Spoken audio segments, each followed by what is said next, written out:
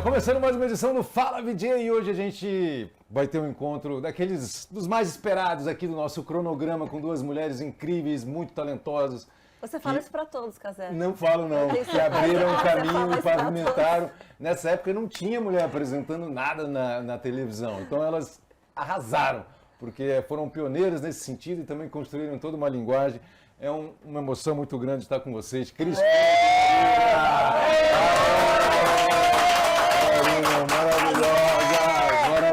maravilhosa. Tem uma coisa que eu jamais posso esquecer da Cris Couto, que é esse indefectível coturno. Você vê? Sempre fez parte. As coisas não mudam, Levanta aqui pro pessoal ver. Não muda. As coisas não mudam, gente. Eu lembro, quando eu encontrei Cris Couto, era mais carioca das paulistas. Né? Era mais paulista das cariocas. Nós dois éramos cariocas e eu não sabia que ela era carioca quando eu cheguei, porque você era tão paulista. Eu sou paulista. Ah, você é paulista? Mas eu morei 18 anos no Rio, então a gente produção. Conversa com carioca, rapidamente, caiu tudo! Muito bom. Eu converso com carioca, em 5 minutos eu viro carioca. Já vira carioca. Eu tô saindo do avião no Santos Dumont e eu já sou carioca. Você morou no Rio de Janeiro? 18 anos. Sim, 18 anos. Bastante tempo. E tinha esse visual do coturno, que para mim no Rio de Janeiro não tinha isso. Era o impossível. riponga e tal. Então era muito emblemático para mim dessa cultura, da cultura paulista, da música indie, que eu não conhecia, não fazia parte. Marina Persson foi minha companheira em vários programas, vamos falar disso também, mas a gente começa do começo, que foi quando você entrou na MTV, Cris. Como é que foi sua entrada?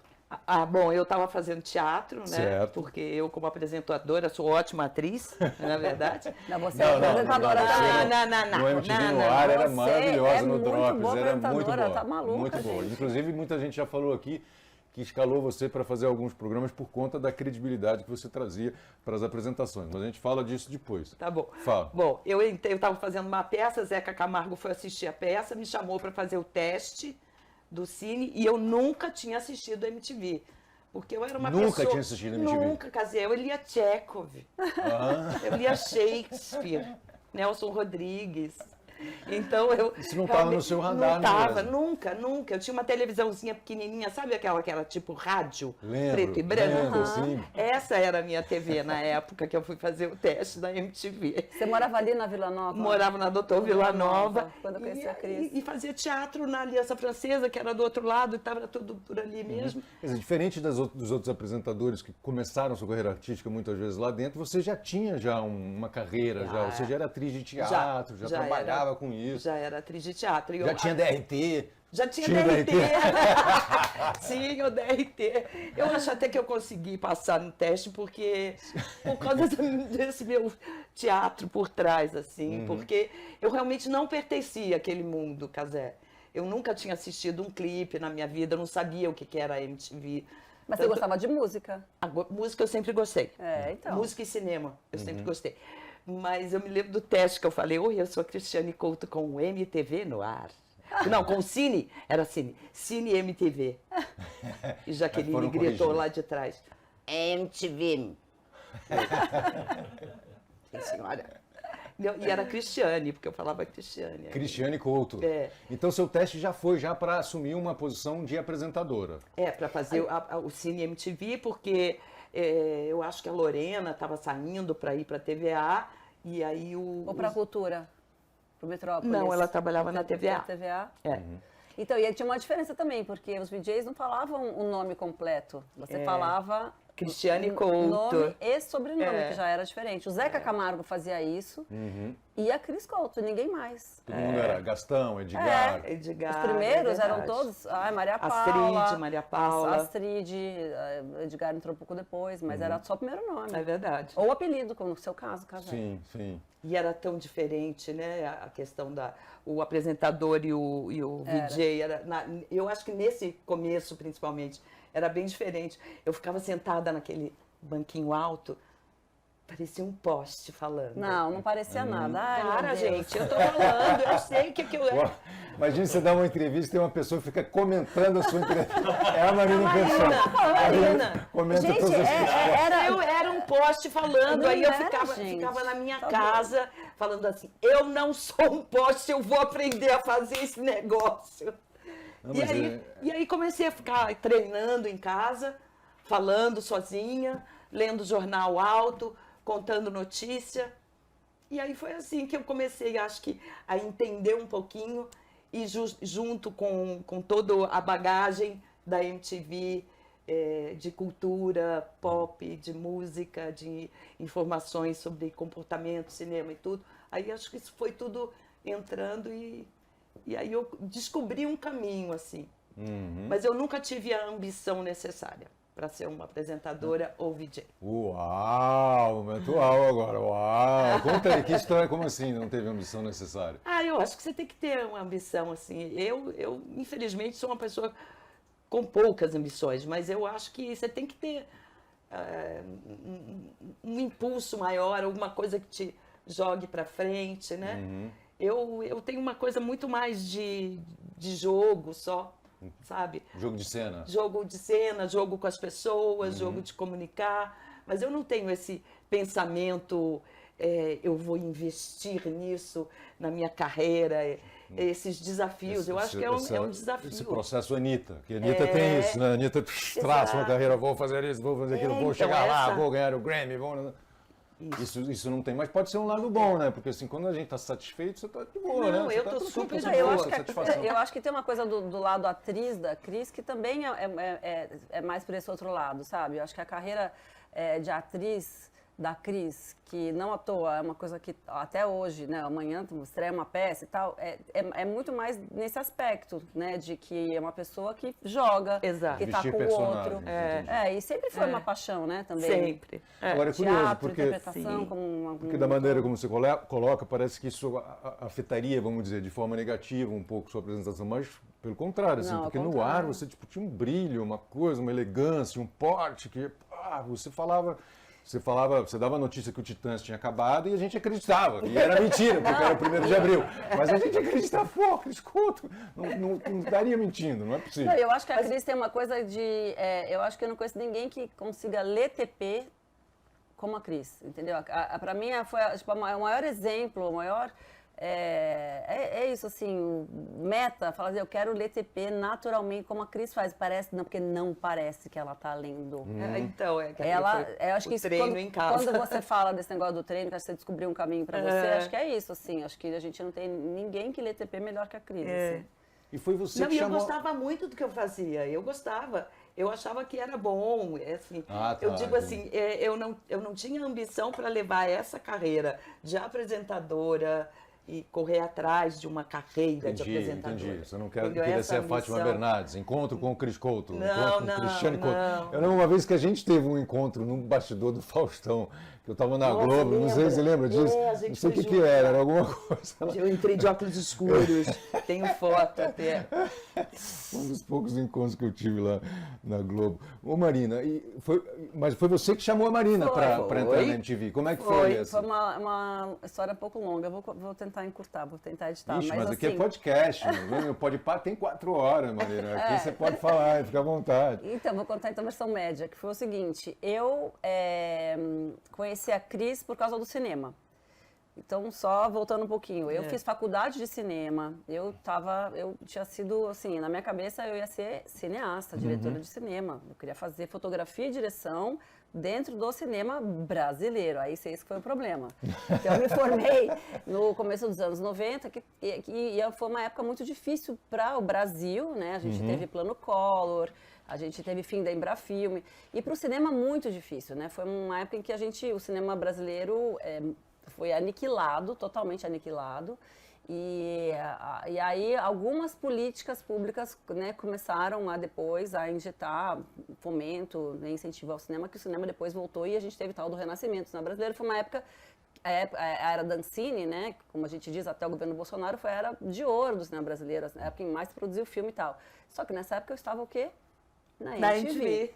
Mas foi isso, eu saí da faculdade com uma grande ambição, aí sim, eu tinha uma ambição de fazer cinema e eu era o quê? Uma jovem desempregada.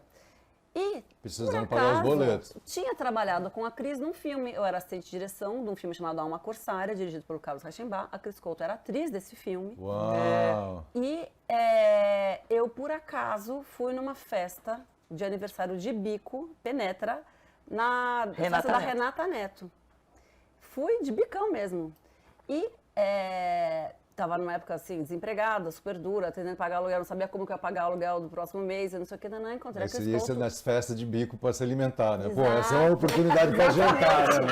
Vou hangar, pô. Exatamente, entretenimento gratuito, né? Boca livre. Aí cheguei e falei, Cris, e eu não sou muito cara de pau. Quer dizer, hoje em dia eu sou mais, mas naquela época eu era muito bom. E eu só que, sei lá, me deu uma coisa que eu falei assim, será que não tem nada pra mim na MTV? Eu tô precisando muito trabalhar, pagar aluguel, cara. Eu faço qualquer coisa. No set você falou com a Cris? Não, né? na festa. Na festa. Na festa. E eu falei assim... Eu mal conhecia ela, eu era assistente de direção do negócio, que ela era atriz. Imagina você chegar pra uma pessoa que você viu uma vez na vida e falar, me arruma um emprego lá onde você trabalha, porque eu tô precisando... Entendeu? Foi isso que eu fiz, muito cara de pau. Aí, foi essas sortes da vida. Ela falou, cara, tem uma vaga lá, Eu acho que você não vai que querer. tem. Assistente de produção. E ela achava que eu era muito, né? Porque eu era assistente de direção, eu mandava nela no set. E era aquela pessoa que chegava, Cris, você tem, então, agora daqui a pouco você tem que ir Quantos lá, minutos no set? Vamos lá, Carlão tá precisando de você. Então, acho que ela me achava muito assim, né? E falava assim, não sei se você vai querer assistente de produção lá no Cine e tal.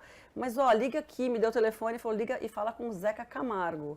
Aí eu gelei, né? Falei, puta merda, como é que eu vou ligar pro Zeca Camargo? Eu via na televisão, o Zeca era meu ídolo. O Zeca usava aquela tiarinha, eu achava ele, o cara, a pessoa mais moderna, mais antenada, mais foda. Falava, como assim? Eu não vou nem saber o que falar pro Zeca. Então, diferente da Cris, você assistia a MTV? Eu assisti. Não, aí quer que eu conte uma história com a MTV? Quer? Vou contar. Conta, chama Fala VJ o programa, pra você contar mesmo. Quando eu era adolescente, casé, que eu descobri que tinha uma TV nos Estados Unidos que tocava música o dia inteiro, eu falei, caralho, eu preciso ir para os Estados Unidos.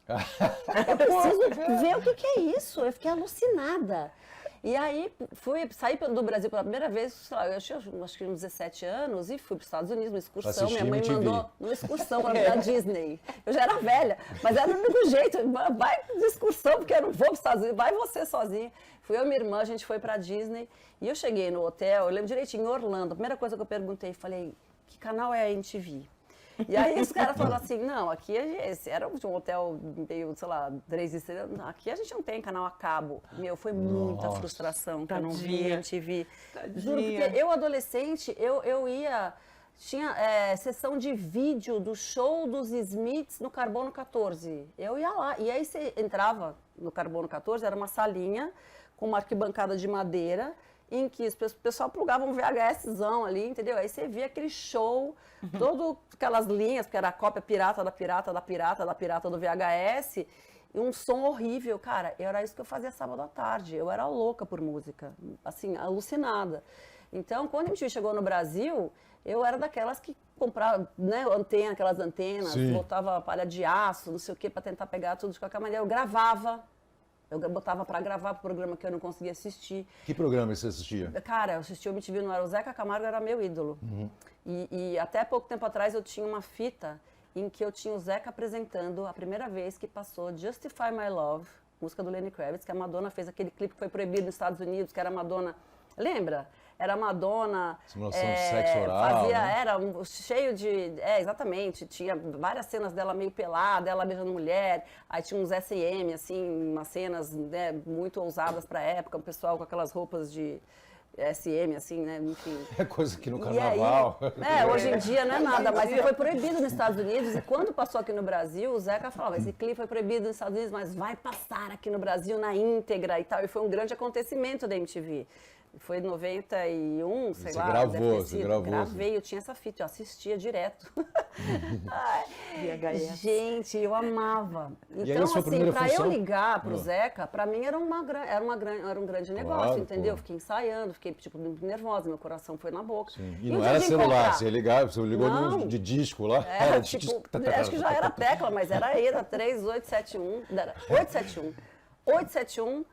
Não, 73, 74, eu já não vou lembrar, mas era 871. Era depois virou 3. 7000, tinha, né? Que era o PABX. Era o PABX, mas a Cris me deu o quê? A Cris me deu o da escrivaninha do Zeca. E ela me deu a dica, ela falou, ele chega cedo. Se você ligar pra ele cedo, você vai pegar ele tranquilo, fala com ele cedo. E eu liguei cedo. Tá, 9 da manhã, por favor, é o Zeca Camargo. Aí atendeu o Zeca, falei, puta merda, meu.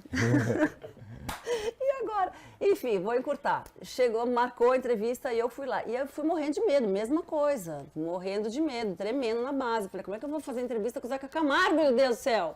Ele é meu ídolo. E aí, na porta, gente, eu sei que eu botei a tiarinha para homenagear. Coisa que eu falo, tem uns detalhes que eu gosto de contar, porque eu sou muito detalhista, mas eu às vezes, se eu estiver falando muito, você... A gente corta você. Corta depois. Então vamos mudar de assunto. Na vamos porta... Já eu não conhecia o Zeca de jeito nenhum, engraçado. Olha, na porta, encontrei o Vitor Ângelo, nosso querido, um grande produtor. que fazia faculdade comigo na ECA. E aí, eu que já estava nervosa, encontrei com o Vitor Ângelo e ele falou assim, ai, você vai fazer entrevista? Que legal, todo empolgado e tal, não sei o quê. Aí ele me deu a pior dica que podia ser, que ele falou o seguinte, Marina, se eles perguntarem para você, se você sabe fazer alguma coisa que você não souber, tipo editar, você mente. Você fala que você sabe, porque é muito fácil. E eu subi com aquilo na minha cabeça. Mente. Eu falei, caralho, eu não sei mentir, eu não vou saber, vai ser horrível, vai ser a tragédia essa entrevista. Aí eu só pensava naquilo. Mas enfim, a entrevista foi ótima, o Zeca foi muito simpático. Você não precisou mentir, né? Eu não sei mentir, porque ele não perguntou, ainda bem. E aí ele perguntou 3 coisas. Sabe falar inglês? Sei. Você conhece o Festival de Cinema de Sundance? Conheço.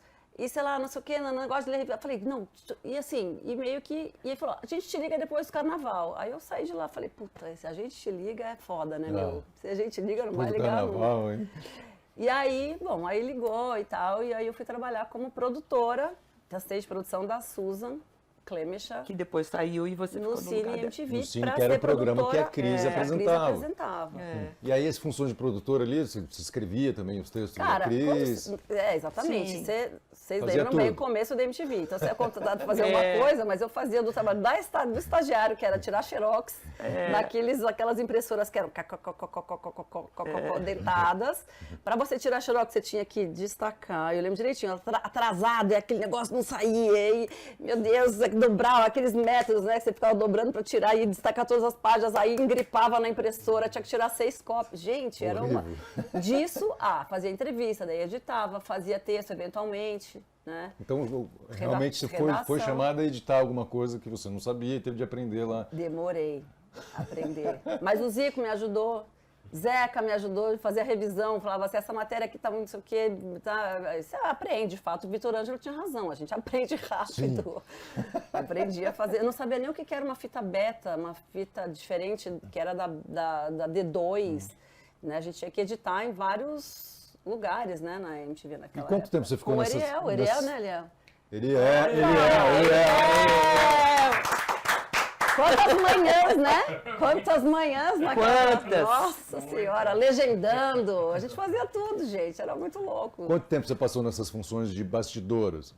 Eu fiquei... Até a Cris engravidar, né, Cris? 94, a Maria nasceu em 95. Foi. Eu fiquei 2 anos e pouco nessas funções só, né? Aí depois ela acumulou, né?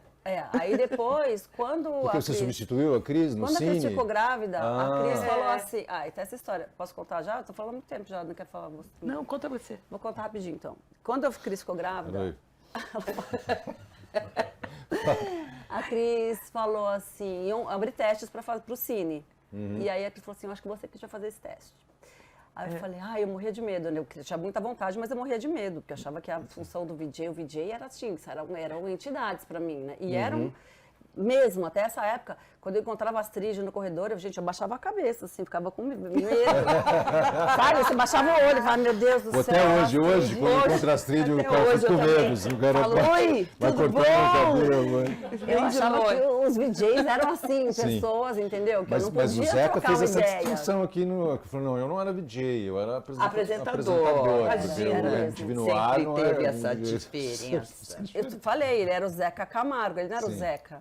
Era a Cristiane, depois Cris Couto. Então era, porque eram programas musicais e não musicais, não era nem jornalismo. Exatamente. E aí, quando a Cris ficou grávida, ela falou, acho que você que deveria fazer esse teste. E aí, no dia do teste, eu estava tão nervosa, a Cris me pegou e falou assim, meu, você está muito nervosa, vem cá. Aí me levou lá na padaria. conhaque. Conhaque. Me vê um conhaque. Aí eu falei, Cris, mas são 10h30 da manhã. Ela falou, cara, vai ser bom pra você, pode tomar. Pode tomar, que você não vai dar certo esse teste. Conhaque, Do foi o jeito Isaac que que você viu. O Isaac da Real, você viu um dreyer pra Gente, você. Foi. Pronto, que eu aí tremia, eu tava muito nervosa. E alguma coisa naquele conhaque foi bom, porque meu teste, Alguma coisa. apesar de não ter sido um bom teste, foi melhor do que se eu não tivesse tomado. E eu acho que tinha uma grande vontade também de que eu fosse aquela pessoa, porque Sim. acho que a MTV tinha desde o começo, uma filosofia de que os VJs também eram pessoas que conheciam aqueles assuntos. Sim. Né? Então, não à toa, o Massari é um exemplo, o próprio Daniel Benevides, quando começou, muitos apresentadores, a Soninha, né? Eram pessoas que estavam nos bastidores e depois fizeram testes para apresentar. E eu, como era essa pessoa que tinha vindo da faculdade de cinema e tinham passado também de cinefilia de adolescente, que eram minhas duas paixões, era música e cinema. Tinha 2 assuntos na minha vida, gente, eram esses. Então, eu tinha realmente muito conhecimento. Então, fizeram um investimento. A Astrid, que nessa época estava no jornalismo, me botou na fonoaudióloga. A Cris me treinou muito, muito. Né? Ficava lá no estúdio comigo. Não, vai de novo, Má, fala mais aqui sim. Aí se assiste. Ela falava, vai lá, se assiste. Tem que fazer o aircheck, né? O aircheck era a nossa escola, né? A gente tinha que se assistir. Claro. Isso era uma coisa que eu falava, você se assiste, vê o que você está fazendo de Como é que bom, foi para o que você tá se fazendo de assistir? ruim. Porque fazer essa transição é difícil, né? E é difícil começo você se era sentir difícil. natural, de se identificar com a pessoa que é péssima você no sendo começo. gravado. Nossa. Você achou que você era péssimo? Péssima. Meu teste, que eu não sei porque alguém salvou o teste, guardou meu teste, ele me perseguiu até o My MTV, o Zico foi lá e botou. Júlio Picone e Zico botaram. Eu falei, gente, de onde desenterraram isso? Eu achei que isso aí já estava... Já tinha queimado, já destruiu tinha- todas as já fitas. tinha né? virado- Tinha certeza que eu tinha destruído todas. Nossa, Sobrou exato. uma. Era uma coisa muito dura, muito nervosa. Então, e eu acho que também tem uma coisa de que assim, a gente tinha poucos exemplos anteriores. O que a gente falou no começo. Poucos exemplos não anteriores. existiam apresentadoras mulheres, né? A gente na frente dos inventou, programas. né? Acho que os Sim. DJs da MTV inventaram um jeito de fazer que Sim. hoje tá aí em todos os Instagrams, nos YouTubes e tal, que acho que são pessoas que foram criadas já numa linguagem que foi inventada naqueles anos 90. Sim. Que era isso, uma pessoa que lê um TP e parece que ela está conversando com você, o outro que chega lá e fala um monte de palavrão e que erra e que tira sarro de si mesmo, e que, sabe, você também fazia muito isso, errava, voltava e tal, sabe? Então, acho que isso foi uma grande escola para, sei lá, né, para o que a gente tem hoje. E de sair daquela coisa mais robótica do mainstream de televisão, né? Que era Globo, Record, você tem sim. Chapelin com o Cid Moreira, né, meu? E ser uma pessoa como a pessoa da audiência, Exato. né? Aquele Fala começo palavrão. era muito especial por isso, porque eu acho que em todas as nossas reuniões de pauta sempre tinha isso. Como que a gente vai falar desse assunto, que todo mundo vai falar, mas a gente vai falar de que jeito que a gente vai falar? Porque a gente sabia que a audiência era outra, tinha esse foco bem claro na audiência jovem. Então, eu acho que abriu muito por isso, né? Sim, com Eu certeza. E as outras emissoras não conseguiam, porque sempre tinham aquela cara de passada Padrãozinho, mesmo, aquele né? padrão que não era padrão de nada, na Fora verdade. isso, né? tinha um padrão que era de ver os jovens de um certo jeito, muito de cima para baixo. Né? Então, acho que tinha essa coisa que era muito típica, assim, acho que desses anos 80 até a MTV chegar no Brasil, que era isso, assim, o jovem era... os programas para jovem eram o que a gente acha que o jovem deve assistir, ou acha, uma pessoa muito mais adulta falando o que ele quer O assistir. que é importante? E aí a MTV não, a MTV chega daí com pessoas daquela idade, falando para o mesmo público, fazendo, assim, que a frente das câmeras era o reflexo de quem estava atrás também. Era um monte de jovem, gente. Eram pessoas de 18 anos. Eu, quando entrei na MTV, tinha 23, 22, 23. Quer dizer, eu não era das mais velhas, mas eu também já nem era das mais jovens. Tinha gente muito mais nova do que eu trabalhando lá. Sim, E isso fazia toda a diferença. com O certeza. fato da gente errar na frente das câmeras e tirar sarro disso fazia toda a diferença. Muito. Né? Acho que tinha um frescor assim que foi isso que criou essa identificação tão forte. tão com tudo. transformadora. Porque era muito pouca audiência para o tamanho do barulho que a gente fazia, desculpa. Imagina. Não, então, agora não tem um lugar, e olha que eu vou em lugares assim, muito diferentes, né? Teatro, pessoas de várias, né? Áreas distintas. De áreas, mas não tem um lugar que as pessoas não falam sobre aquela época da MTV, como era especial. Todo mundo tem uma história para contar. Agora mesmo estou trabalhando com uma atriz que morou na França, estudou a Janaína, e ela fala, ai, nossa, eu chegava do colégio correndo para assistir os programas da noite e ficava lá. E você não sabe para mim como é emocionante estar aqui do seu lado. Eu acho tão engraçado, eu acho legal, eu acho... É bonito. É bonito, foi um momento muito especial, eu acho, para todo mundo, né? Com certeza. E além do Cine MTV, que você chamou de Cine MTV na primeira, Cine a Jaqueline MTV. te corrigiu. Mas aqui a gente só pode falar MTV também. Você fez Luz, Câmera, Clipe, você fez MTV Noir, fez a entrevista, chegou a fazer o Mochilão e o Supernova. Sim. Qual desses programas assim, que você acha que você sentia mais à vontade, ou que mais tinha a ver com você ao longo da sua trajetória lá dentro da Então, da eu acho MTV? que foi um caminho mesmo, assim. Comecei ali no cine, essa coisa meio dura, poxa, e aí aos poucos eu fui aprendendo a ter um jogo na reportagem. Aprendi muito com o Zeca, com o Jorjão, fazendo, com as repórteres, né?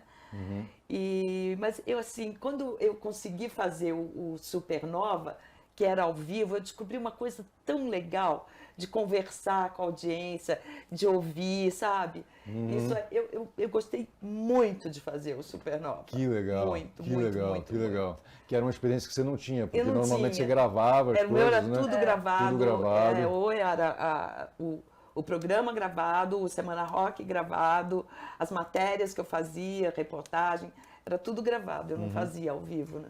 E você acha Aliás, eu tenho aquela maravilhosa história do meu primeiro ao vivo, no Tordesilhas.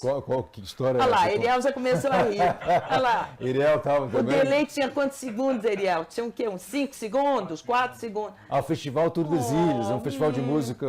Uma delícia, seu lá primeiro- no sul. Foi seu primeiro ao vivo? Foi meu primeiro ao vivo, E aí? Marina. Pelo amor de Deus.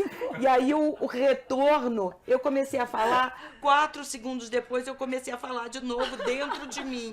Aí eu falei, meu Deus, o que está acontecendo? Isso tudo na frente da câmera. Aí eu fiz assim. Juro por Deus. Você abaixou?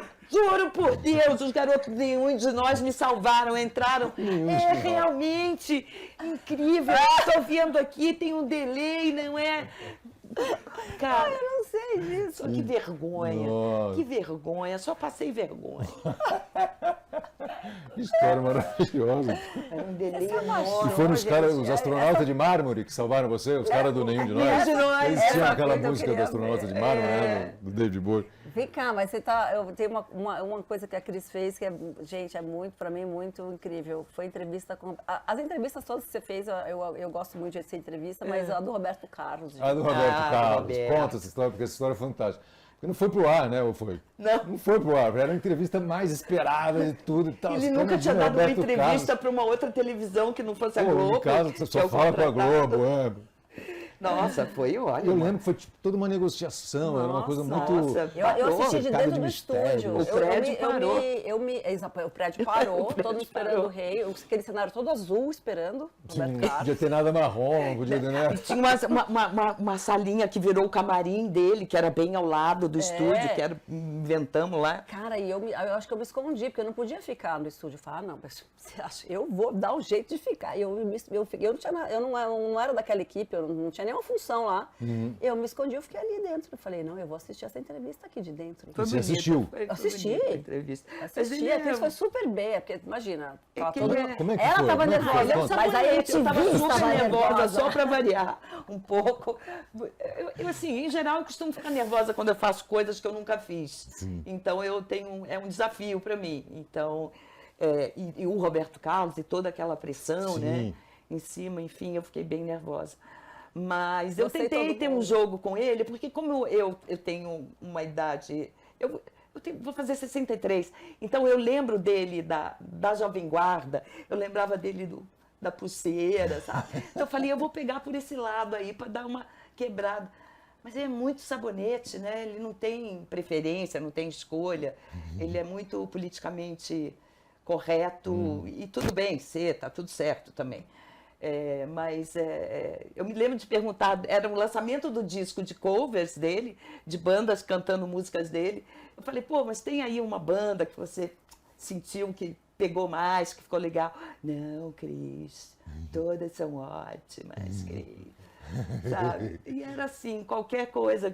Eu falei das pulseiras dele, imagina, Cris. Ele foi simpático. Ele foi simpático, Ele porque foi, ele né? é. Não, ele é. Um sabonete simpático. É um sabonete simpático. Cheirosinho. Eu não sei Mas se a gente conseguiu. cheirosinho? Não, o sabonete cheirosinho. Eu não sei se a gente conseguiu tirar muita coisa dele, entendeu? Sim. É isso que eu quis dizer. Em algum momento você assistiu essa Eu assisti. entrevista depois? Porque ninguém assistiu. Como é Eu assisti O toda. que aconteceu? Por que não foi pro ar? Acho que por causa da Globo, né? Que a Globo não liberou, ele é funcionário da Globo. E aí eu acho que. O cara tem crachá da Globo. Crachá, carteira assinada e tudo. Mas Zico, por que não foi pro ar? CLT. Zico. Nem a entrevista, nem o acústico, né? E A nem o Globo não acústico. deixou. Do acústico eu também me lembro que a gente O chegou lá acústico no Jacarepaguá, lembra? Eu apresentei um dia, então 2 dias. Um dos dias eu apresentei e aí me lembro de chegar lá e aí ele tava Valtinho não tá aqui. Tava Valtinho, todo mundo preocupado, falou assim, tá meio roxo esse... Não, porque era um azul que, dependendo, sei lá, da luz que Porque tava... nessa época ele era bem. Aí eu assim, gente, top, eu não sei né? se tinha ido alguém lá, o Dó de Sirena já tinha ido lá, melhorou. olhado e achado roxo demais para aquele azul. Eu lembro que tava aquela puta tensão, assim, né, de que não, essa luz não pode ser roxa de jeito nenhum. Tem que ser um azul celeste. Eu e a Astrid, eu de azul ou de rosa, e ela de rosa ou de azul, eu não lembro. Era tudo celeste, era tudo levinho. E tinha algum code assim, que você não pode tocar no Roberto, não pode chegar muito perto, não pode Não, perguntar o isso, cabelo pode dele eu perguntar acho que aquilo. não podia chegar perto. O cabelo dele não podia, de jeito nenhum, o cabelo dele. Mas ele foi muito simpático, ele foi muito simpático. O Dodge, o ex-empresário, não é mais empresário dele, mas na época chegou para mim, eu falei assim, quanto tempo? Ele perguntou, quanto tempo tem? Eu falei, eu acho que uns 40 minutos. Mas se o programa tem 30, por que você vai perguntar 40? Foi assim. Eu falei, para escolher as melhores respostas.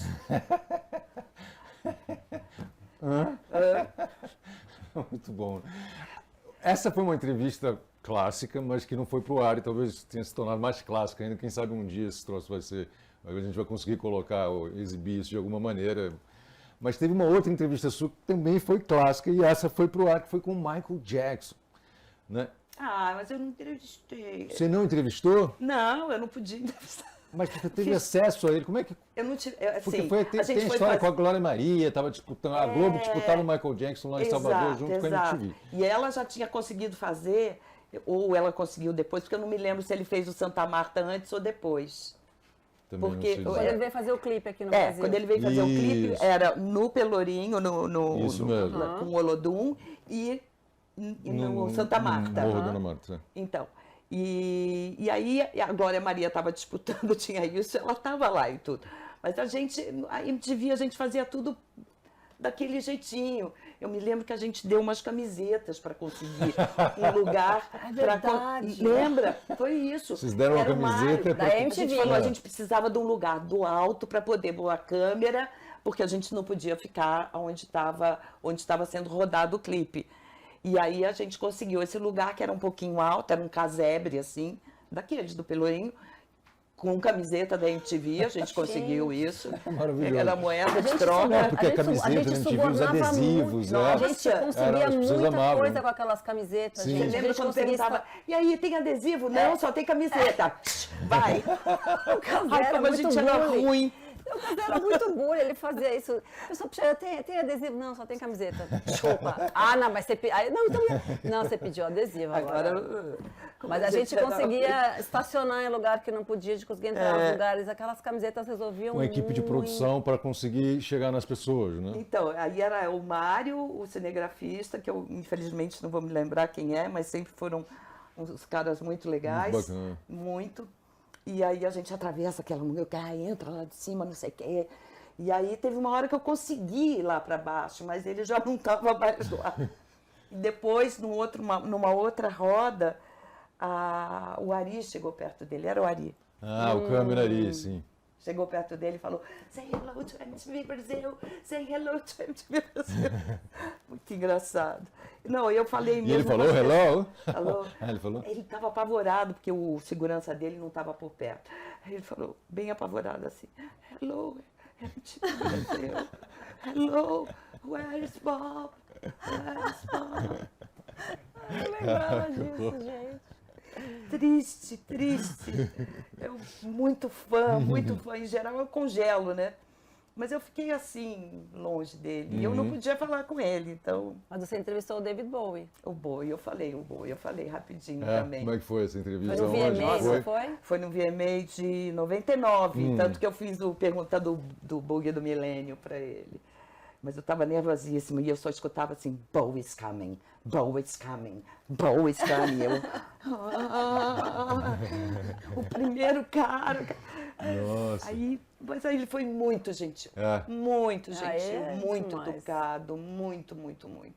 Foi legal. São aquelas entrevistas de bastidores que são mais rapidinhas, Sim, né? sim. Mas foi muito Você lembra muito sobre o que gentil. vocês falaram, alguma coisa? Então, eu me que lembro dessa tavam- pergunta, que ele estava lançando um CD e eu me lembro que eu perguntei sobre o bug do milênio, porque foi exatamente 9/9/1999. Ah, sim, agora eu lembrei. 9 de setembro de 1999, tinha aquela coisa que os reloginhos Isso. poderiam mudar e aí É que tudo os poderia bancos, apagar. os os milênio, dados. os sistemas de O bug do computação, milênio. todos iam É mudar. verdade. É isso, Não aconteceu nada. Não aconteceu nada. Graças a Deus. Mas você chegou a perguntar para ele Eu sobre isso. perguntei, aí ele falou que acho que...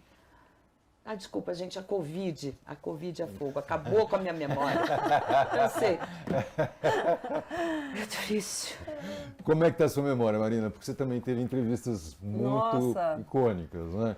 E você tinha isso que você falou, que você amava cinema, amava música, então você gente. queria muito conhecer essas pessoas, tinha essa ambição e tal. E aí tem algumas entrevistas que o pessoal separou, tem Johnny Depp, John Cusack, Julia Roberts, Cameron Diaz, Catherine Zeta-Jones, É, enfim, porque eu fazia- Coppola, Will Smith. Quais são as lembranças que E você tem tem as de dessas música. entrevistas? A Madonna, Red Hot Chili Peppers, Mariah Carey, quando veio pro Brasil. Essa foi engraçada também. Foi por quê? O que aconteceu? A da Mariah,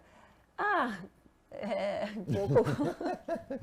São coisas de bastidores. Não, primeiro que assim, de- eu nunca tinha visto, foi a primeira vez que eu vi, claro, e acho que isso acontece muito. Ela estava aqui no Brasil e ela tinha uma pessoa que ficava só olhando as câmeras para ver como, porque eram câmeras, muitas vezes dessas entrevistas são câmeras da própria produção, né? As de cinema, Sim. por exemplo, são todas assim, você chega lá, você só senta, faz a entrevista e você não tem poder nenhum sobre aquilo. Então, quer dizer, a pessoa, se acontece alguma coisa, a pessoa morre na sua frente, tem um ataque do coração, aquela fita não é sua, não te pertence. Seria um puta furo de reportagem, mas não é seu. Tanto que aconteceu isso. Eu tenho uma entrevista com o James Cameron, quando estava lançando o Avatar, que o cenário caiu em cima dele. Que isso? Nossa. Foi muito engraçado. Na entrevista? No meio da entrevista. Eu tava entrevistando. Cuidado aí, Cris Couto, chega mais pra cá. Eu tava perguntando sobre o Avatar, a relação dele com a natureza, falando que a gente tem um baita problema no Brasil, a Amazônia. Eu falei, tá um assunto sério e tal. E ele respondendo super bem e tal, e de repente eu vi aquele cenário caindo em cima dele, só que eu em inglês, eu não conseguia articular nem a palavra, nem cuidado, nem watch out, nem nada, assim, sabe quando a tecla SAP não veio e nem não veio nada. Congelou. Eu só fiz assim, e o negócio, puf, caiu em cima dele. E aí ele falou, olha, eu não sei se eu me assustei mais com o cenário caindo ou com a sua cara, porque eu... Que isso, meu porra. Ele falou, eu fiquei pensando, o que eu tô falando? Porque ela tá ficando com uma cara muito estranha. E eu não tenho essa fita. Não tem. Quer dizer, hoje eu não tenho mesmo, porque tá lá no acervo da MTV. Não, mas conta da Mariah. E aí a da Mariah tinha uma pessoa que ficava vigiando o que a gente estava filmando atrás e dizendo, Mariah. E aí a Mariah a Mariah bebia, não sei se ela bebe ainda, ela tava sempre com um copo de vinho branco na mão e tal, e ela assim, bebendo, parecia, sabe uma coisa meio Amy Winehouse, assim, meio e aí a mulher falava assim, Mariah, o copo, bota atrás do sofá, tipo, os caras estavam cuidando pra ver se ela não dava nenhuma gafe na frente da... Enfim, mas foi isso, ela tava bem relaxada, tomou vinho branco, tava ótima, assim, tranquila. E a Madonna? A Madonna foi louco. Desculpa, Casé. Não, tá ótimo. É pra isso mesmo. A da Madonna, Madonna, como é que foi? A da Madonna foi Foi especial, aqui no Brasil? né? Não, a da Madonna foi assim.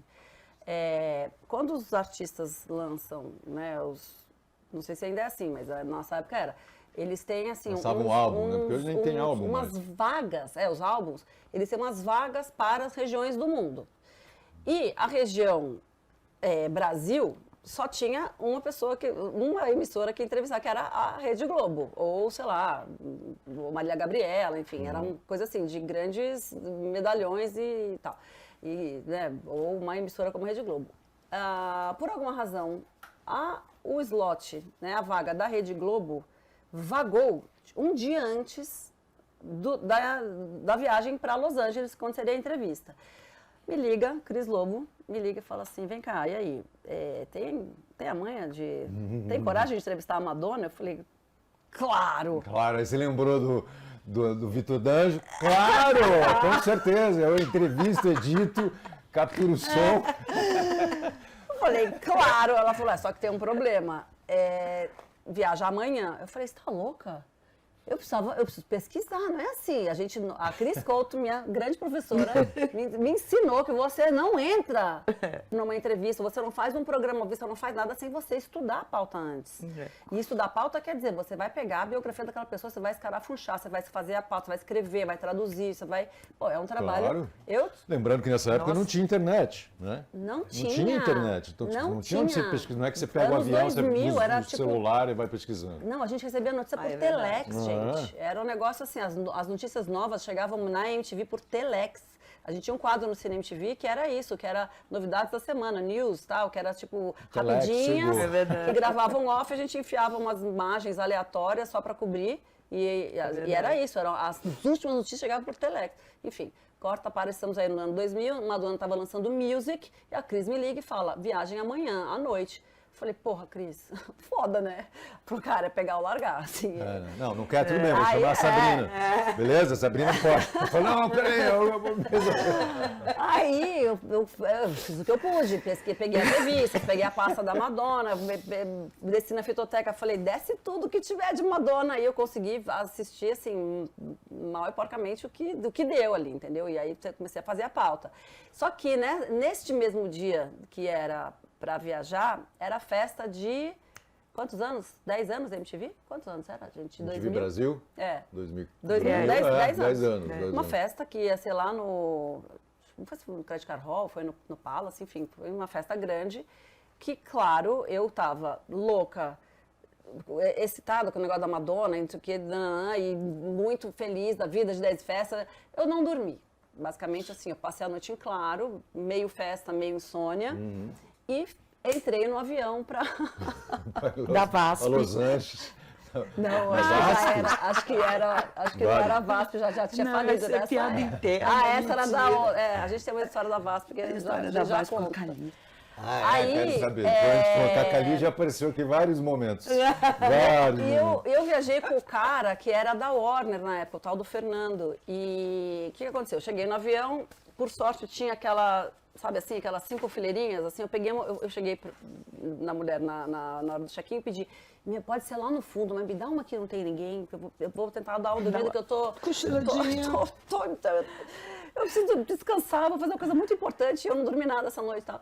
Aí a mulher conseguiu colocar pra mim, eu cheguei lá, já botei minhas coisinhas e tal, não sei o que, Nikita, o avião quase fechando as portas, vem uma mulher e senta ali na outra ponta.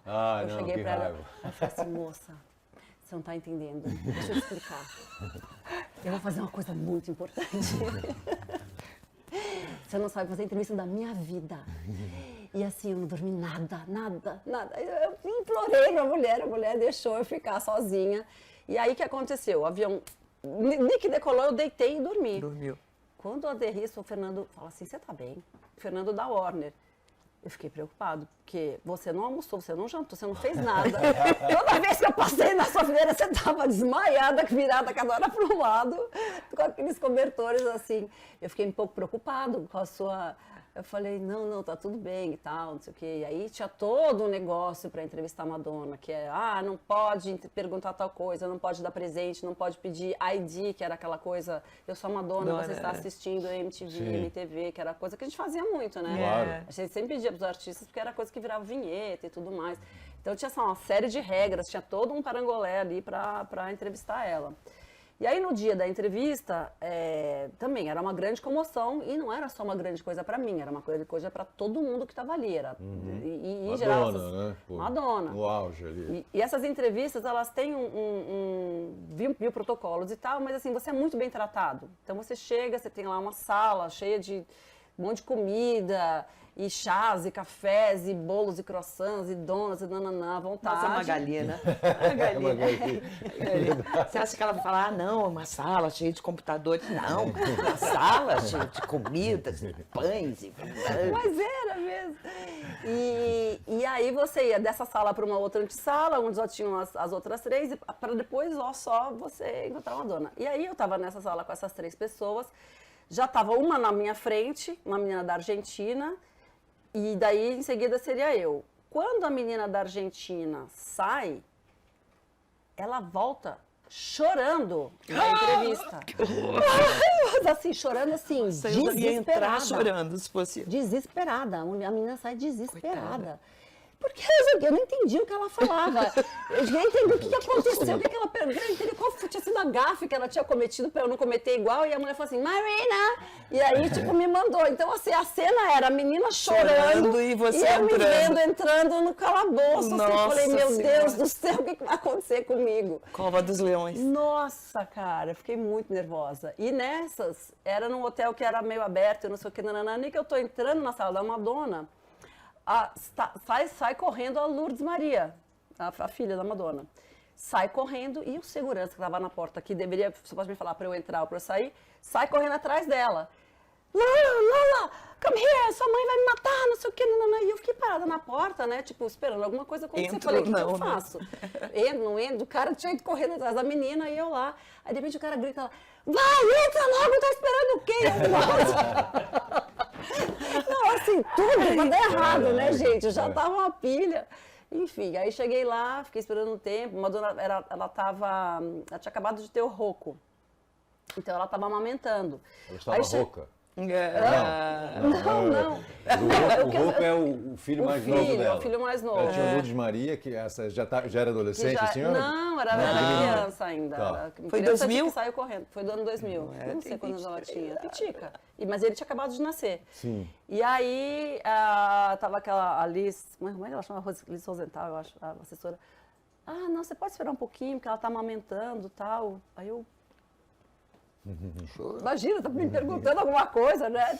Claro e tal. E aí foi super tranquilo, assim, no final, porque ela chegou tranquila, tinha acabado de amamentar, né? A mulher tava naquela ocitocina toda ali, né? Aí foi isso, ela devia estar com o peito assim, aí ela fala, sai daqui, sua argentina, me deixa dar de mamar. E aí foi tudo bem, mas assim, cara, o pré foi tenso. Tenso demais, né? E eu muito nervosa, porque, cara, como assim, né? Eu tava me sentindo você usou um essa pouco tática da Cris preparada. também, de falar, poxa, você estava amamentando, que legal. Teve um small talk assim ou não? Teve de entrar direto? Cara, a Madonna não tem small talk com a Madonna. A Madonna é assim, ela é muito objetiva, ela só responde o que você pergunta, e ela não deriva, ao contrário de mim, que fico abrindo mil aspas e parênteses e tal, ela só responde o que você pergunta. Então, eu tinha, sei lá, 20 perguntas, eu fiz as 20. E quando eu perguntei alguma coisa um pouco mais suave, do tipo assim, sei lá, do piano, ela tava começando a tocar instrumentos, não sei o quê. Ela meio assim, ela tipo, sim, não, next. Sabe, tipo, música brasileira, Sérgio Mendes. Entendeu? Sabe, tipo, nem Entrevista nada, fácil. nenhuma nada. É Então, mais assim, difícil para você difícil. entrevistar grandes nomes da música ou do cinema? Tipo Cameron, Depende muito da Coppola, pessoa. Se a Coppola, pessoa- por exemplo. O Coppola foi muito fácil, porque ele é um cara muito gente boa, muito aberto. Quando eu entrevistei, foi numa situação que eu entrevistei junto com a minha irmã.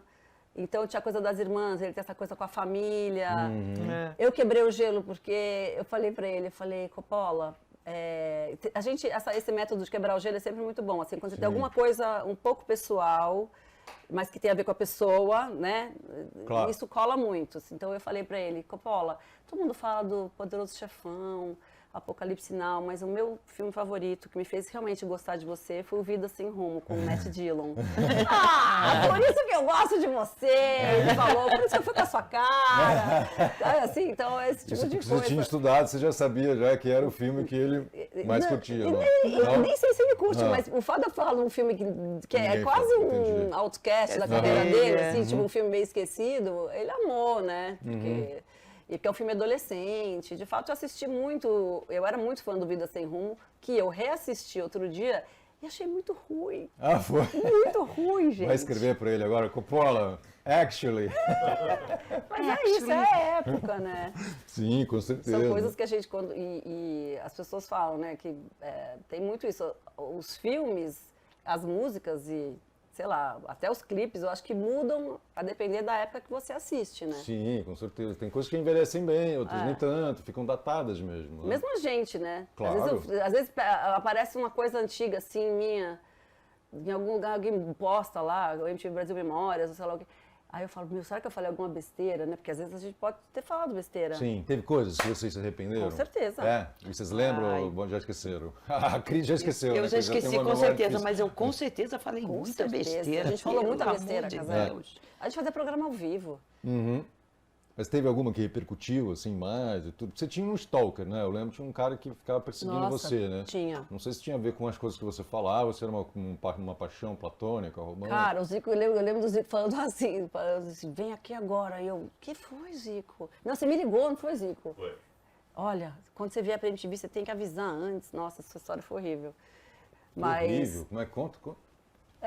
Era um stalker, né? Era um cara que ficava era um perseguindo a stalker. Marina, né? Ficava, tipo, lá, né? Chegava na, Porque ficava na como eu porta fazia da programas. MTV. Quando eu comecei a fazer o Meninas Veneno, que era um programa que falava muito, era de comportamento, mas falava muito de sexo e tal.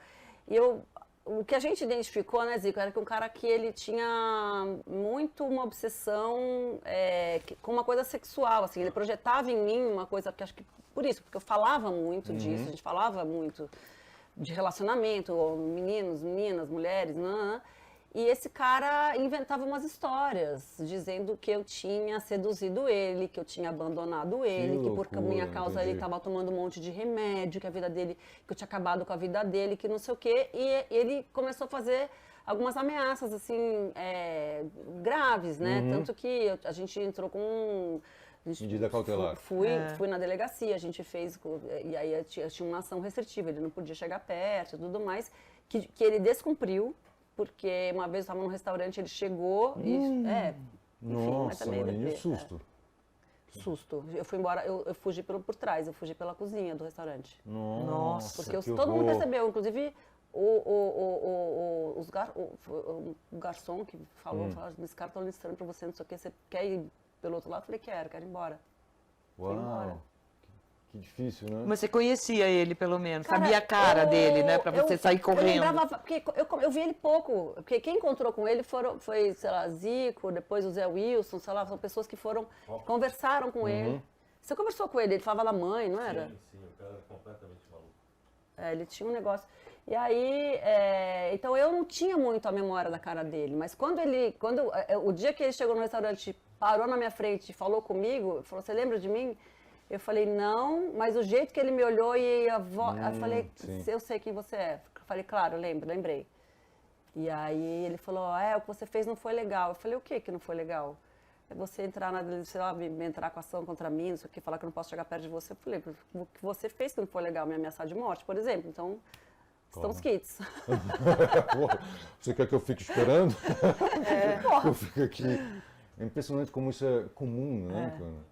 E vocês viveram isso naquela época como pioneiras também da televisão, de exposição, né? Como é que vocês, olhando para... Só interromper, Cris Couto recebeu um gatinho numa caixa uma vez, não foi, Cris? Recebi. um Esse foi um gatinho? stalker um pouco gatinho. diferente. Gatinho Os vivo. DJs Ah, recebiam vivo. presentes, evidentemente, cartas. Lembra Sim, dessa? sim. É verdade. Nossa, tá vendo? Um Essa gatinho. Covid acabou com a minha memória. Cara, é verdade. Quem que ficou com o gatinho? Elka? Eu acho que você. Acho que você doou pra alguém. Chegou na recepção, era uma caixa e tinha um Tinha gatinho. um dentro. gatinho pra mim. Uau, Olha. e é meio assustador, né? Você não sabe se é uma coisa boa ou não, sei lá, né? Você um pet, um ser vivo dentro de uma caixa, uma coisa... Não, estranho. Estranho, Super né? estranho. No mínimo uma estranho. pessoa que gosta muito de pet. Nossa, não conheço ninguém mais ligado em pets do que eu. Que tinha essa coisa. Imagina, eu nada. E olhando para trás, assim, Gato, então. com a percepção que a gente tem de mundo hoje, com tantas entrevistas, com tantas pessoas famosas, então, sei que, mulheres, vocês percebem, puta, aquilo lá que eu vivi, aquilo lá não era uma situação normal, aquilo é uma situação de assédio, é uma situação de abuso, Muito. é uma situação de... Nossa, muito. Muito. É difícil até da gente...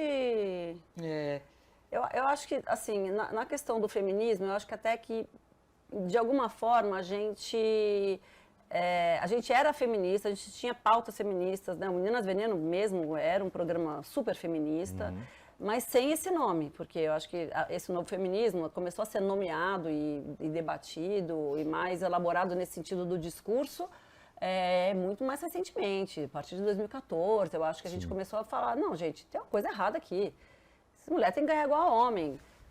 Eu, no cinema, então, falava assim, não é normal que não tenham mulheres cineastas do jeito que não tem, né? No mundo, nas premiações, nos festivais, né? A gente avançou muito a consciência política que a gente tem hoje é uma coisa que a gente não tinha nessa base, digamos, nesse nível da consciência.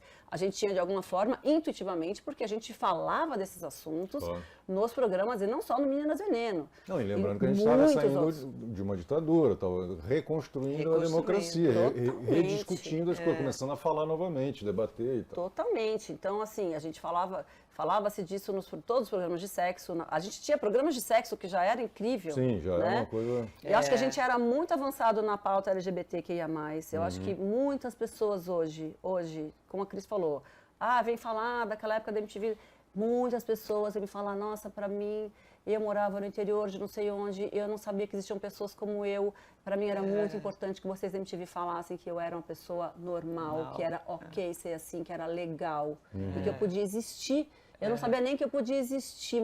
Olha, eu fico até arrepiada, porque isso é uma coisa que mais emociona quando eu percebo que o que a gente fez lá, e uma coisa que eu também não tinha consciência na época que eu saí da MTV, tinha tido esse impacto na vida das pessoas, sabe? Que tinha tido esse poder libertador mesmo, né? E de existência. Aceitação e pertencimento, né? Poxa, é incrível. Todas as campanhas, a gente falar de sexo abertamente era uma coisa nova, ousada, enfim, era uma coisa que, de alguma forma, transformou a vida de muita gente para melhor, sabe?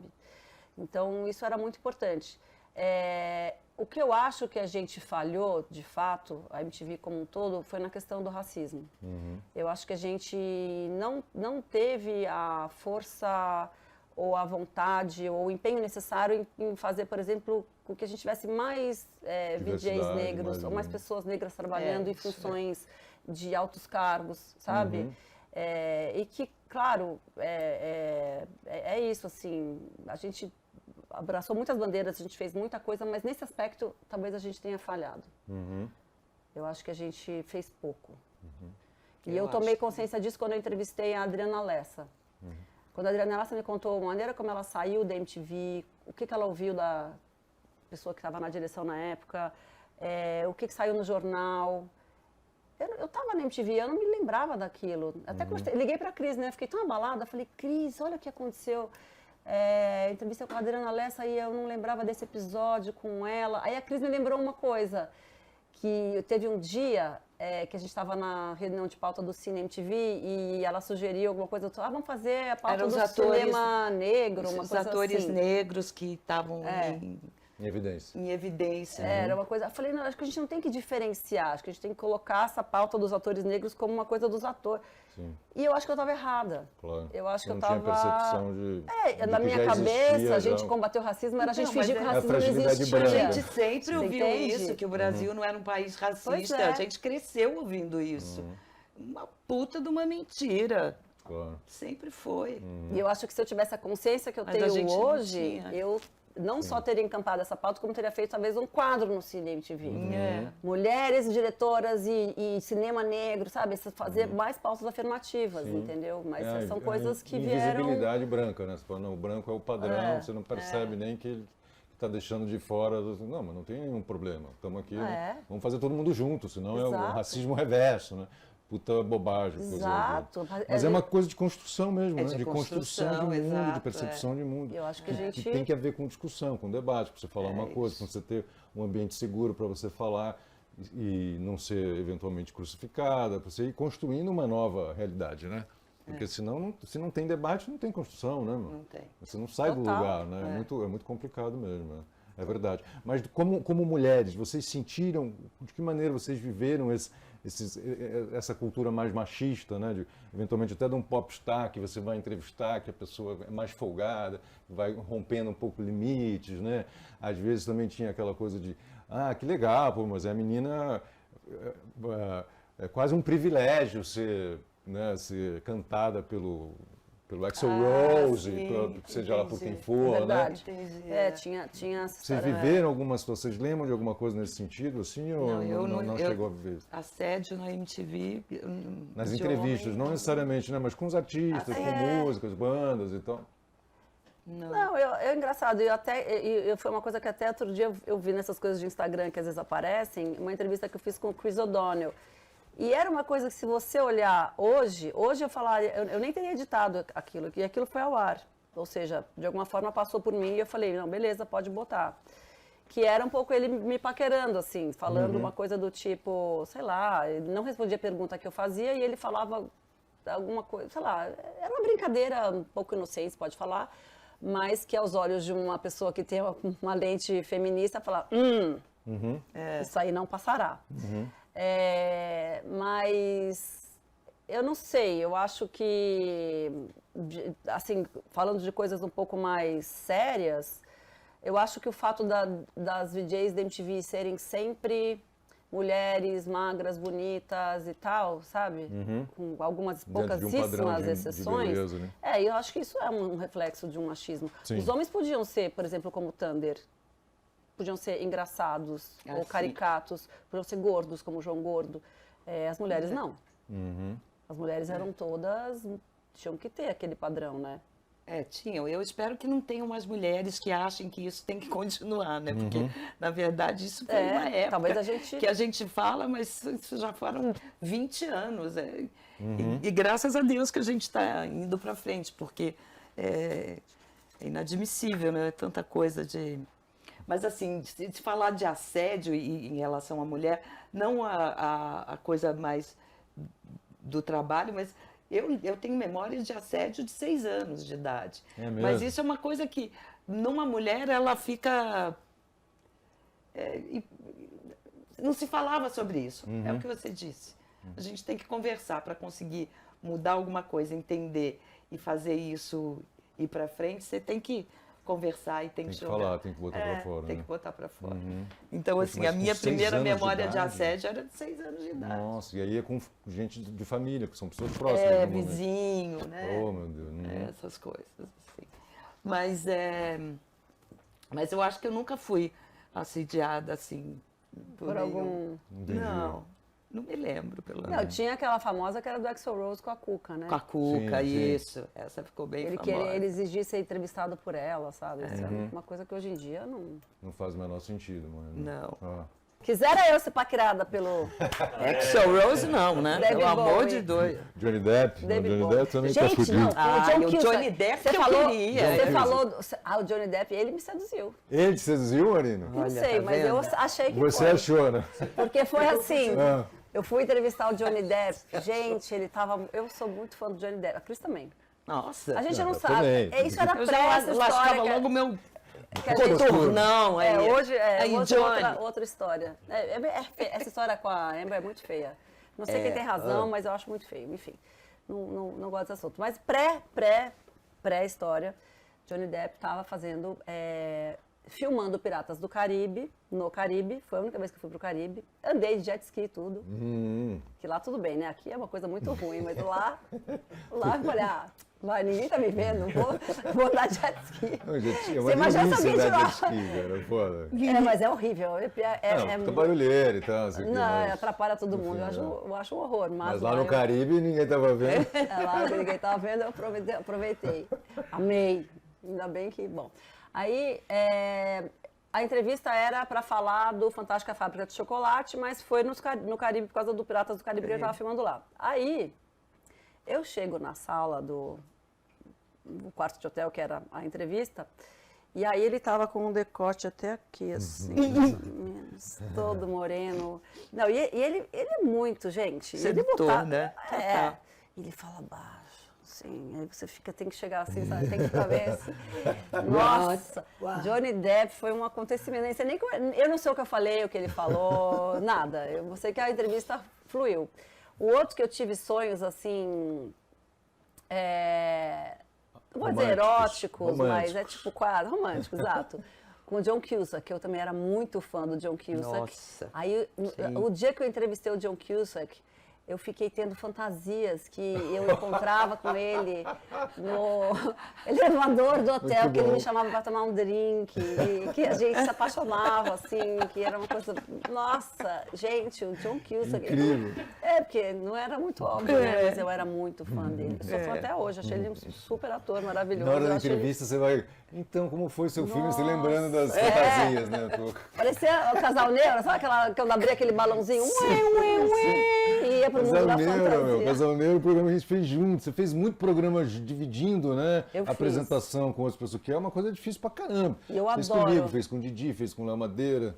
Cara, com o Edgar. Com o Edgar. Fiz... Bom, o Supernova eu fazia com todo mundo, porque eu passava o dia na MTV fazendo boletins de várias coisas. Sim. Com Didi Mion, com Soninha, com Sabrina, com... Gente, que era quem tivesse lá, eu fazia, né? Qual era a dupla mais difícil aí de A dupla mais encaixar? difícil? Porque, pô, tem um encaixe inicial que leva um tempo. Cara, eu conseguia... Olha, eu com o Léo fiz muito tempo também o Top Top, com a Didi eu fiz o Balela.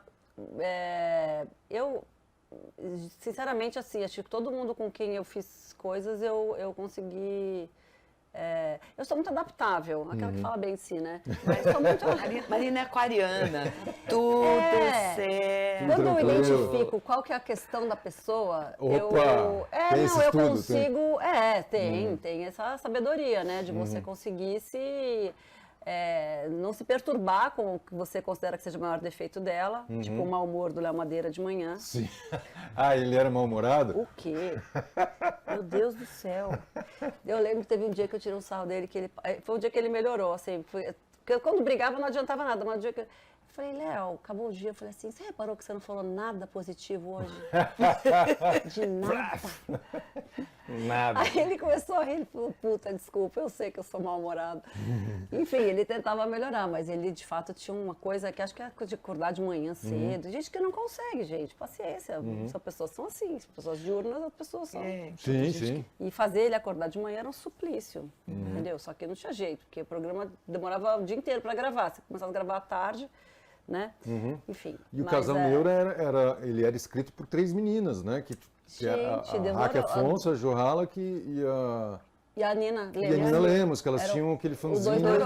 Os Os dois neurônios, Total. Pô, então toda a temática, na verdade, era comandada pelas meninas ali dentro do Casal Neuro, né? Tudo que a gente vivia ali eram conflitos muito, muito atuais, que são discutidos hoje em dia, mas que naquela época a gente fazia e que na Malhação, por exemplo, não tinha. Acho que tinha um edge aí, né? Uma vanguarda nos temas, na forma como a gente lidava, né?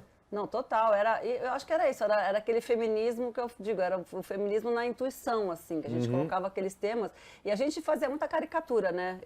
Daquele casal que era o cara folgado, a mina que dá duro, e daí não sei o quê, o cara põe umas coisas assim inaceitáveis. Aí a mulher fica assim, peraí, mas você está me propondo que eu faça as compras, lave a louça e prepare o jantar e você só fique cuidando da televisão? Aí eu ficava pensando assim, né? Não era meio isso. Que proposta. E aí o cara falava, claro, pô! Sabe? E ele defendia, né? Era muito bad um personagem muito ruim, né? Mas ele não tinha essa força, porque no final das contas ele era fofão, assim. A gente acabava junto, né? Era interessante, assim. Porque foi uma novelinha que começou dentro de um outro programa. A gente apresentava o Neurônio, né? Que era um game show, não era? O Neura, era assim, a gente fazia, era um game show, meninos e meninas. Que tipo, já é uma coisa... Já era? Já era Damares, né? Meninos contra meninas, né?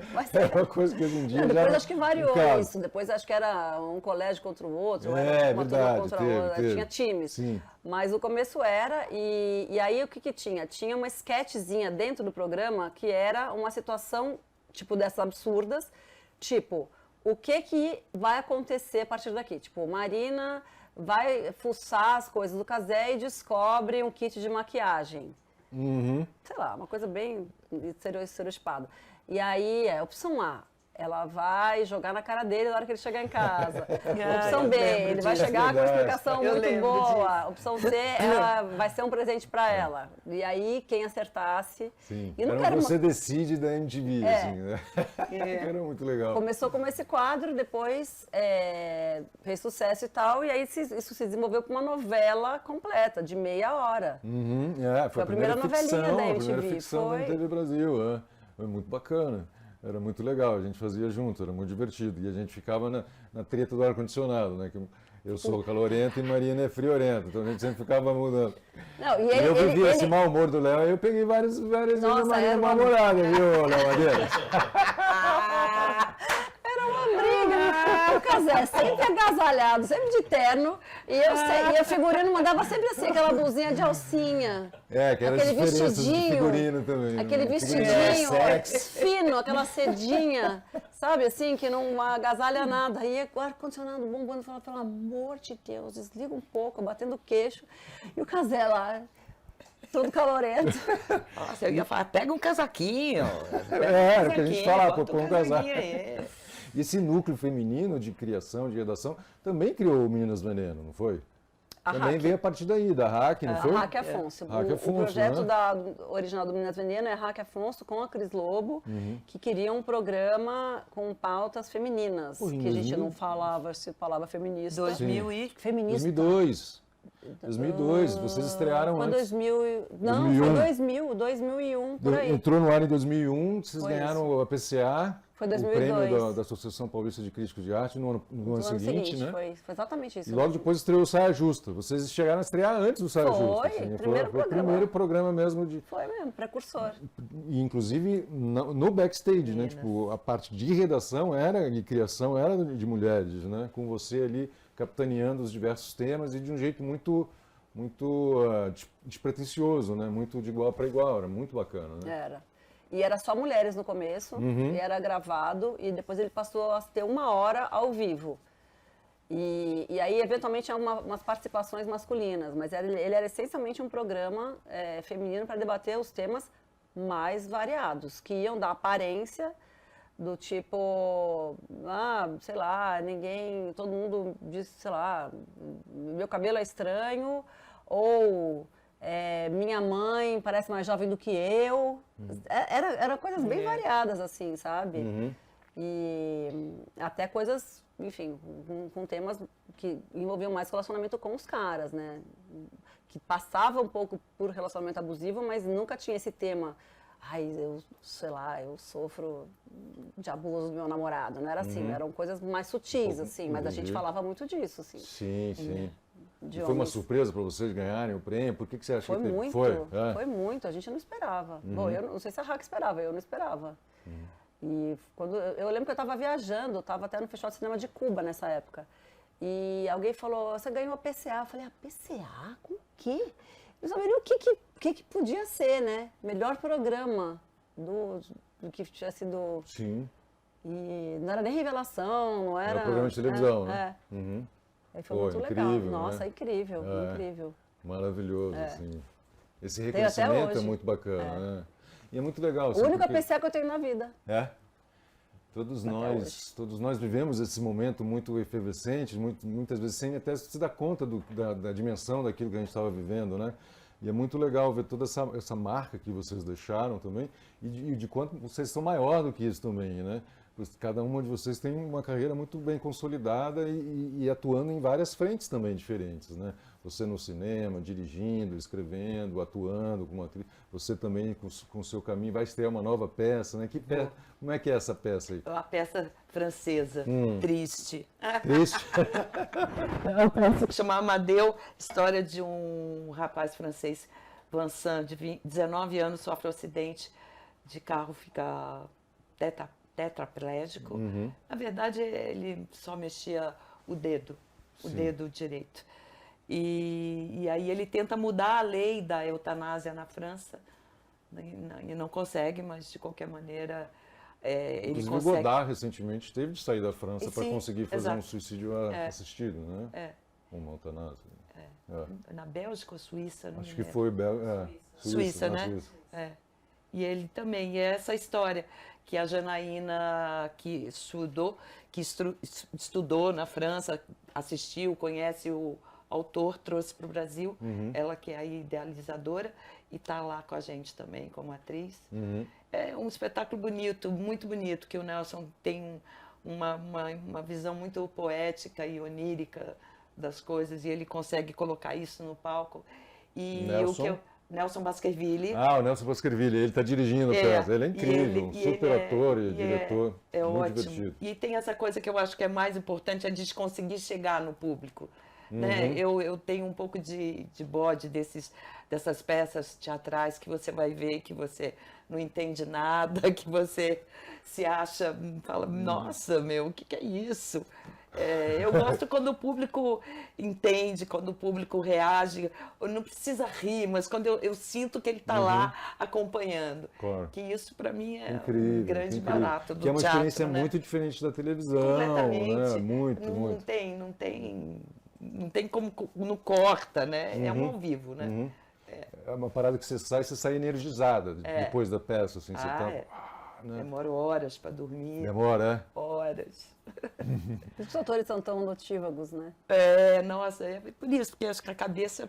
Né? Muita adrenalina. E tem isso, né? Que o teatro é a arte do ator, né? Enquanto que o cinema é muito mais a arte do diretor, da diretora. Eu vou falar sempre diretora, porque Boa. tenho que defender a minha classe.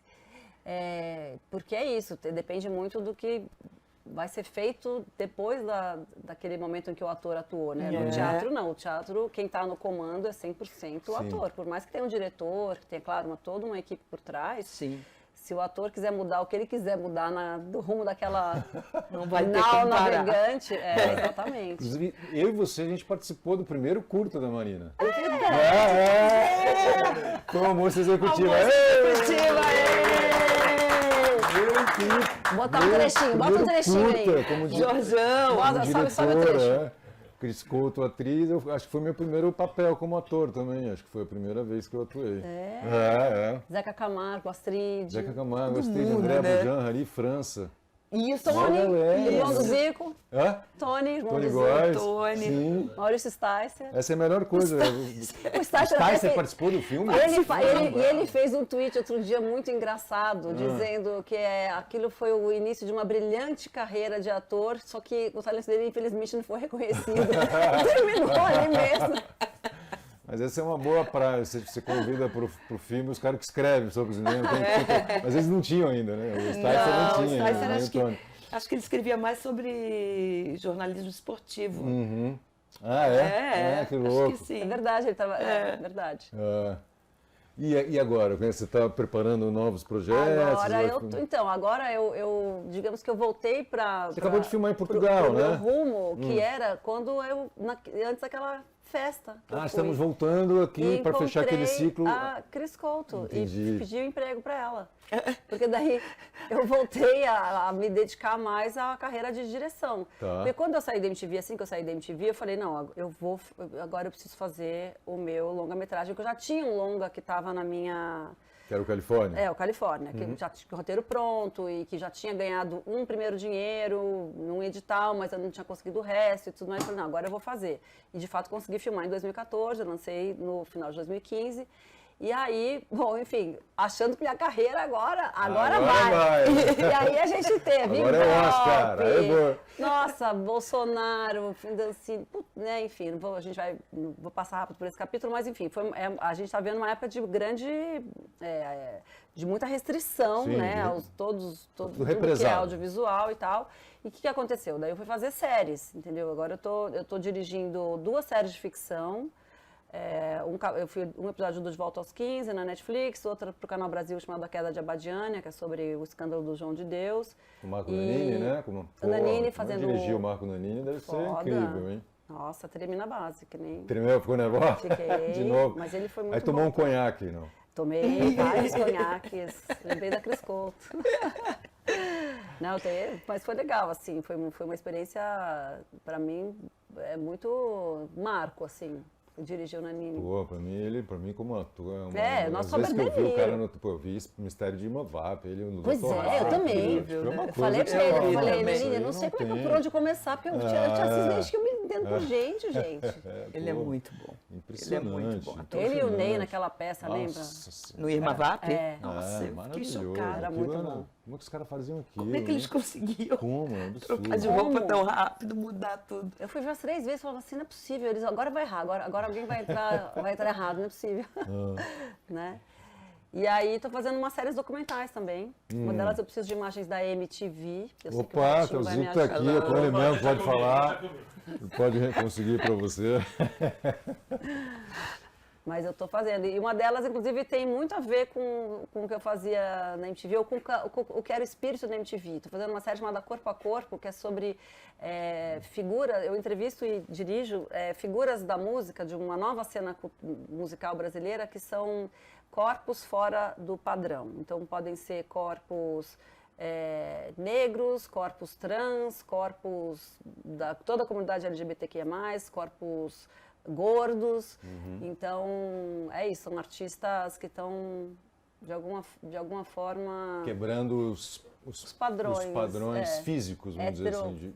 físicos em étnicos. todos os sentidos, Sim. Heteronormativos e raciais, Que étnicos. interessante. Já Então, começou a tem o gravar? indígena, já acabei de gravar, agora estou só terminando de montar. Uau, Então, que a gente legal. tem indígena, tem muitas pessoas trans.